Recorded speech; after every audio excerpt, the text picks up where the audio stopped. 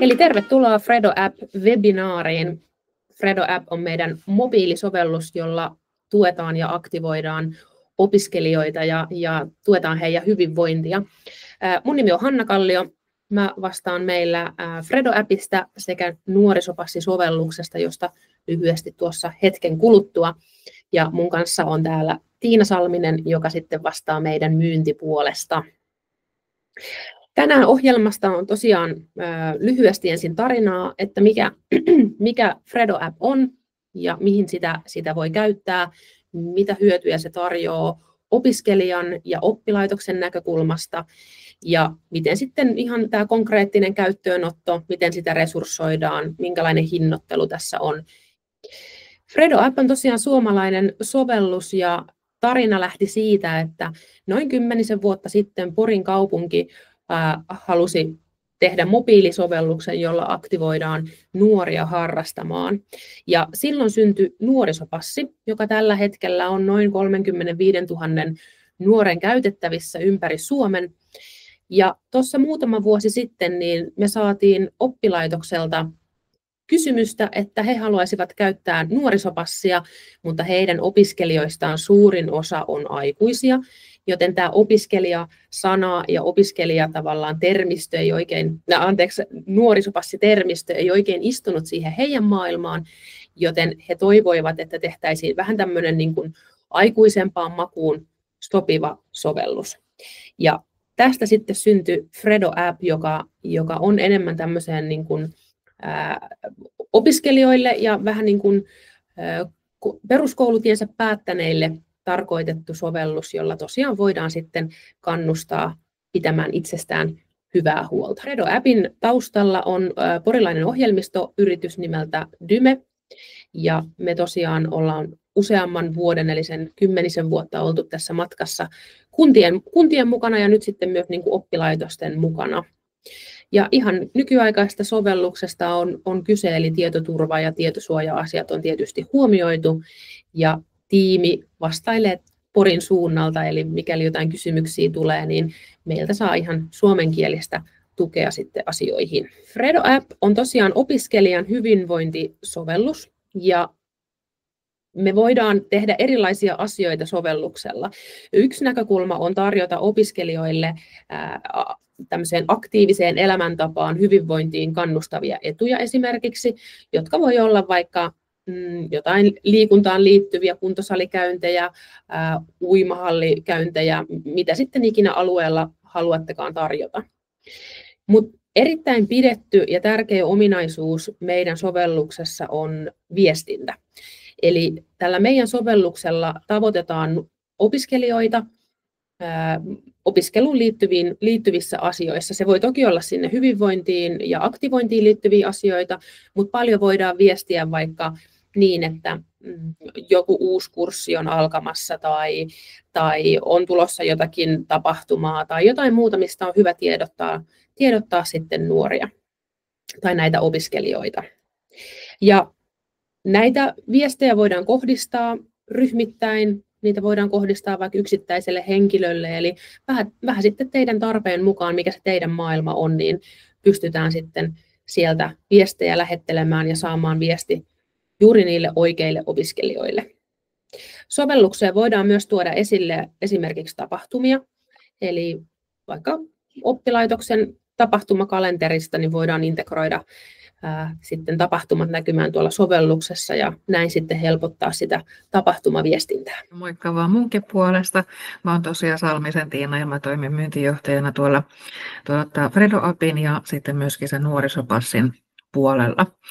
Se opiskelijakokemus on tosi tärkeä. Eli halutaan luoda sitä omaa opiskelijakokemusta ja sitähän me pystytään tekemään esimerkiksi sitten kumppaneiden kanssa. Hanna tuossa mainitsi tosiaan näistä eduista, mitä pystytään tarjoamaan tämän sovelluksen kautta. Et esimerkiksi jos siinä on vaikka yhteistyökumppani on lähellä, että jos on lähipäiviä ja näin, niin pystyy sitten esimerkiksi jonkun kahvilalounaan tai jonkun patongin sieltä sitten kumppanin etuna tuomaan tuohon sovellukseen, mikä sitten totta kai ajaa myöskin asiakkuuksia sinne kumppanin puolelle. Tämä sovellus toimii myöskin tämmöisenä niin sanotusti modernina työkaluna siellä oppilaitoksen viestinnässä, eli me pystytään myöskin houkuttelemaan sitä, tuomaan tällaiseen opiskelijakokemukseen ja houkuttelemaan niitä uusia opiskelijoita sekä sitten tietysti vanhoja myöskin takaisin. Me pystytään tämän sovelluksen kautta viestimään suoraan sinne opiskelijan puhelimeen. Et meillähän on kaiken näköisiä viestintäkanavia tuolla opiskelumaailmassa, on erilaisia niin sanottuja introja tai lähetetään sähköpostia tai ollaan muuten yhteyksissä, mutta se monikanavaisuus on vielä ehkä tuolla sovelluksen puolelta, niin se on ehkä jäänyt puuttumaan joissakin paikoissa. Ja tämä tuo nyt sitten hyvän täydennyksen sitten siihen monikanavaisuuteen. Eli me pystytään esimerkiksi, jos meillä on opiskelijaryhmä opiskelemassa tiettyä tutkintoa, niin pystytään silloin heille pelkästään esimerkiksi viestimään vaikka sitten täydennyskursseista, seuraavista valmennuspäivistä, jos siellä on jotakin muutoksia tullut tai näin päin pois, niin se tavoittaa aika varmasti sen opiskelijan sitten siinä kohtaa. Ja jos meillä on tulossa esimerkiksi uusia kursseja tai tutkintoja, tai siellä on uusia tutkintoja alkamassa tai näin päin pois, niin me pystytään myöskin keräämään ne ilmoittautumiset sitten tuolla sovelluksen kautta. Taikka sitten, jos ei ole suoraan ilmoittautumista, niin voidaan kerätä myöskin se kiinnostuksen tavallaan, että se ihminen klikkaa siitä sovelluksesta, että olen kiinnostunut tästä tutkinnosta tai kurssista tai valmennuksesta. Eli kyseessä on tosiaan oppilaitoksen oma sovellus, ja se, miten tämä nyt sitten eroaa muista sovelluksista, on nimenomaisesti se, että tämä sisältö rakennetaan pelkästään sille oppilaitokselle, missä tämä on käytössä. Eli meillä ei ole valtakunnallisia uutisia tai valtakunnallisia etuja tai näin päin pois, vaan ne on nimenomaisesti sille oppilaitokselle tehdyt sisällöt. Oppilaitoksen omat tutkinnot, oppilaitoksen omat valmennukset, oppilaitoksen omat kurssit ja sitten oppilaitoksen ja oppilaitoksen kumppaneiden edut. Se, mitä hyötyä Fredo-appista on sitten taas oppilaitokselle, on nimenomaisesti se mielikuvan kautta ja sen opiskelijakokemuksen kautta tuotava hyöty. Se on hyvinkin moderni tapa, nykypäivää oleva tapa olla yhteydessä omiin opiskelijoihin. Opiskelun jatkuvuus on yksi sellainen, mitä mun omissa keskusteluissa on käyty läpi, eli me pystytään tosiaan viestimään joko koko opiskelijaporukalle tai sitten tekemään ryhmiä siitä massasta, mikä meillä on siellä hallinnassa. Että esimerkiksi justiinsa joku on opiskelujohtajakurssia tai johtajuuskurssia, niin pystytään hänelle sitten taas informoimaan, että hei, että meillä on tulossa syventävä kurssi sitten tästä. Eli me pystytään siis sitouttamaan niitä opiskelijoita sinne jatkovalmennuksiin ja tutkintoihin tämän sovelluksen kautta. Osana teidän nykyistä viestintää. Tarkoitus ei ole korvata sitä nykyistä viestintää, vaan tuoda siihen yksi kanava lisää, mikä varmasti tavoittaa. Eli puhutaan sitä monikanavaisuuden lisästä. Meillä on puhelin aika usein mukana. Se on semmoinen käteen tai taskuun tai laukkuun juurrutettu kapine, mikä yleensä kulkee mukana. Ja pystytään silloin viestimään ja informoimaan suoraan siihen puhelimeen. Ja tästä saa myöskin sitten tehtyä nimenomaisesti sen viestinnän kannalta, saa tehtyä juurikin sellaisen, mitä te haluatte. Että pystytään ryhmittelemään ihmisiä, pystytään kohdentamaan sitä viestintää. Pystytään esimerkiksi tuomaan niitä etuja esimerkiksi sillä tavalla, että se on jollekin tietylle ryhmälle tai jopa yksittäiselle henkilölle. Että jos halutaan vaikka palkita joku henkilö, niin voidaan myöskin sitä kautta sitten tuoda niitä etuja, taikka sitten tosiaan kaikille, ketkä teillä on opiskelemassa. Fredo-appi on oppilaitoksen näkökulmasta hyvinkin helppo käyttää, eli siinä on selainpohjainen hallintajärjestelmä ja sinne on myöskin saatavilla erilaisia automaatio- ja rajapintoja. Että jos meillä vaan lähettää sitten apikuvausta, niin me katsotaan, että minkämoinen homma se sitten olisi yhdistää se esimerkiksi teidän oman opiskelijajärjestelmän. Käyttöönotto on suhteellisen suoraviivainen. Tämä on muutama kohta, missä tarvitaan teitä ja sitten totta kai me ollaan siinä sitten apuna. Eli sopimuksen jälkeen me katsotaan ne kohderyhmät, että mitä teillä on. Haluatteko te esimerkiksi kokeilla vaikka tietyn tutkinnon kanssa ensin vai haluatteko te kokeilla sitten koko teidän opiskelijakaartin kanssa tätä sovellusta. Ja tätä pystyy laajentamaan ja supistamaan siinä ihan niin kuin te itse haluatte. Että niin kuin me sanottiin tuossa aikaisemmin, niin niin tämä on nimenomaan oppilaitoksen oma sovellus, eli se on täysin teidän hallinnassa silloin, että mitä se sisältö ja mikä se opiskelijamäärä siellä sitten on. Me autetaan teitä markkinoinnin ja etusuunnitelman kanssa. Meillä on täällä viestinnän ja markkinoinnin ammattilaiset on mukana täällä tiimissä. Me pystytään teitä myöskin jeesaamaan sitten näissä räätälöidyissä materiaaleissa, jos sitten haluatte semmoiset, että ne on nimenomaan myöskin nämä markkinointimateriaalit tehtynä teille. Pääkäyttäjien valinta ja niiden koulutus ja hallintajärjestelmä, eli se selainpohjainen hallintajärjestelmä, mistä Fredo-appia hallinnoidaan, niin se tulee sitten siinä seuraavaksi. Eli jokaisessa oppilaitoksessa on 1-2 pääkäyttäjää, mitkä sitten hallinnoitte sitä viestintää siellä. Etujen kartoitus ja lisääminen, jos te haluatte tuoda sinne näitä teidän kumppaneiden etuja tai omia etuja, esimerkiksi jostakin valmennuksesta esimerkiksi 10% pois, että jos ilmoittautuu tiettyä päivämäärään mennessä tai näin päin pois, niin onnistuu oikein vallan mainiosti. Jos haluaa meiltä siihen apua täältä tukitiimistä, niin sekin onnistuu, että jos tuntuu, että se etujen hankinta sinne sovellukseen on työlästä, niin onnistuu täältäkin. Me tehdään sitä tuonne nuorisopassin puolelle kunnille ja kaupungeille, niin ei muuta kuin sekaan vaan. Opiskelijatietojen tuonti, eli sinne hallintajärjestelmään tuodaan niiden opiskelijoiden tiedot, jotka te haluatte sitten tuohon Fredo-appin piiriin, ja kyseessä on ihan Excel-pyöritys, ei sen kummallisempaa. Opiskelijoiden avustaminen, eli että totta kai, että kun tulee uusi juttu, niin sitä täytyy sitten vähän selittää, että mikä tämä homma niin on. Ja te pystytte siinä sitten meidän tiedottepohjien avulla myöskin tekemään sitä omaa viestintää siitä. Ja sen jälkeen on ihan vaan arjen ylläpitoa.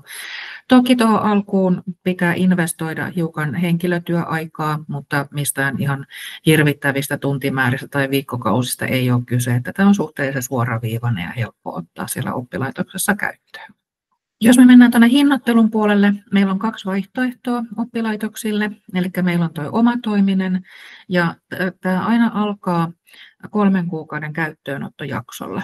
Ja me ollaan täällä tiimissä teidän parhaita kavereita tämän 3 kuukauden ajan. 3 kuukauden käyttöönottojakso on tuo 4 500 €, jos mennään omatoimisella. Ja räätälöidyssä se on 5 200 € toi 3 kuukauden käyttöönottoaika, jonka jälkeen tosiaan se jatkuu sitten sillä kuukausihinnoittelulla. Se, mikä ero näissä 2 paketissa on se, että tuossa räätälöidyssä niin me tehdään teille räätälöidyt viestintämateriaalit täällä. Puhutaan siis somekanavan postauksista, graafisista postauksista. Voidaan tehdä myöskin tekstit teille valmiiksi tai tekstirungot, mitä voitte sitten muokata omaan kieliasuun sopivaksi. Voidaan tehdä julisteita, voidaan tehdä videoita, ihan mitä tahansa te pyydätte, niin ne onnistuu sitten täällä. Me voidaan tehdä niin kuin teille tarkoitetut materiaalit siihen viestintään. Ja toki sitten myöskin sparraus, että saatte sitten sitä kahdenkeskistä sparrausta, että mitä kaikkea sinne kannattaa tuoda ja miten esimerkiksi ryhmittely kannattaa tehdä. Tuossa omatoimisessa viestintämateriaali, me toimitaan teille meidän logot ja muutamia esimerkkejä, värikoodit ja tämmöiset, millä pystytte itse tekemään sitten niitä materiaaleja. Jos teillä on jotakin tämmöisiä isompia rajapinta-asioita tai muita asioita, haluatte esimerkiksi pidempää käyttöönottovaihetta, nyt on kesä tulossa ja näin päin pois, niin sekin onnistuu, mutta sitten lasketaan vaan teille sitten se oma hinta. Mutta itse suosittelen keskimmäistä, mikä itse asiassa on meillä tällä hetkellä kaikkein suosituin muutenkin, justiinsa sen takia, että sieltä saadaan sitten hyvinkin pienellä työllä tämmöiset räätälöidyt viestintämateriaalit ja kunnon sparraukset teille sitten siihen alkuun, että se homma lähtee sitten oikeasti liikenteeseen. Se kuukausimaksu tosiaan määräytyy sen hallintajärjestelmään viedyn opiskelijamäärän mukaisesti. Ja siihen kuukausimaksun päälle tulee sitten, että jos halutaan jotakin lisäpalveluita, esimerkiksi jotakin opiskelijatuontia tai rajapintaa tai meidän etujen hallinta, eli aktivointipalvelua tai mitä tahansa muuta, niin ne tulee vaan sitten siihen kuukausimaksun päälle. Opiskelijamäärä jos me puhutaan niin kuin aktiivisista opiskelijoista, ketkä on aktiivisesti siellä niin kuin sovelluksessa sisällä, eli löytyy sieltä hallintajärjestelmästä, niin se kaikkein pienin on siihen 501 opiskelijaan asti, jolloin se kuukausimaksu on 189 € plus arvonlisävero. Ja siitä eteenpäin sitten pienillä korotuksilla, eli jos teillä on suhteellisen paljon niitä opiskelijoita, että esimerkiksi 2000 asti, niin silloin puhutaan kuukausimaksuna 345 €. Ei tosiaan halutaan tuottaa semmoinen kustannustehokas sovellus ja tapa viestiä ja tapa myöskin kehittää sitä omaa niin sanotusti myyntiä ja viestintää siellä oppilaitoksen sisällä. Noista lisäpalveluista, niin meillä on tosiaan hyvinkin osaava koodaustiimi ja teknologiatiimi täällä Dymellä. Ja meiltä löytyy nuo integraatiot muihin järjestelmiin. Meillä on aika paljon kokemusta tuolta kuntien ja kaupunkien puolelta näistä integraatioista, että esimerkiksi justiinsa jotkut paikallisliikenteen sovellukset tämmöiset, niin ne on kaikki meillä toteutettu ja niitä on sitten myöskin saatavilla tuohon Fredo-appin puolelle. Oppilastuonti onnistuu, eli jos siitä haluaa jonkunnäköisiä esimerkkejä, että miten se sitten käytännössä toimii, niin tuo meidän Hanna Kallio on siinä sitten oikea ihminen vastaava niihin kysymyksiin. Esimerkiksi jos te haluatte kaupungin kanssa tehdä yhteistyötä, niin sekin onnistuu. Että jos on esimerkiksi kaupungilla on joku tapahtumakalenteri tai vastaava, minkä haluatte tuoda tuohon sovellukseen, niin onnistuu oikein hyvin. Ne integraatiot hinnoitellaan aina projektikohtaisesti ja nimenomaan sen tarpeen mukaisesti, että se vähän riippuu, että minkämoinen se rajapinta sitten tulee olemaan, että minkä hintainen se sitten on. Mutta sen jälkeen se toimii sitten osana teidän opiskelijakokemusta ja hyvinkin automaattisesti sitten. Jos teillä on kysyttävää, jos te haluatte tarjouksen nimenomaan teidän oppilaitokselle, teille sopivasta opiskelijasovelluksesta, niin olkaa ihmeessä yhteydessä. Meikäläisen saa kiinni arkisin näistä yhteystiedoista. Voi soittaa ja voi myöskin laittaa sähköpostia. Kiitoksia.